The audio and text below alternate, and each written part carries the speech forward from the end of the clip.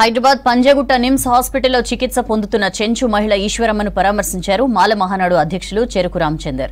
Eshwaramma health condition గురించి doctors అడిగి తెలుసుకున్నారు. ఆమెకు మెరుగైన వైద్యం అందించాలని డాక్టర్లను కోరారు.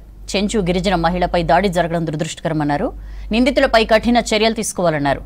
బాధిత కుటుంబానికి ఆర్థిక సాయం చేయాలని డిమాండ్ చేశారు రామచందర్.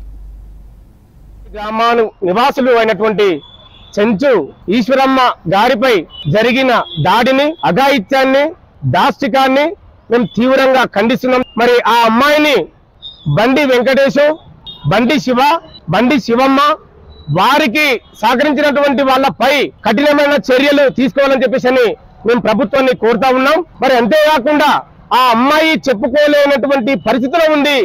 మరి ఇదే విధంగా గతంలో మరి అప్పుడున్నటువంటి సజ్జనర్ గారు, సిపి గారు మరి వాళ్ళని ఎన్కౌంటర్ చేయడం జరిగింది.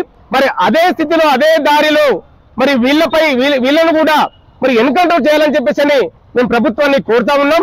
లేదంటే గాన వాళ్ళని ఉరిశిక్ష తీయాలని చెప్పేసి కూడా మేము ప్రభుత్వాన్ని కోరుతున్నాం.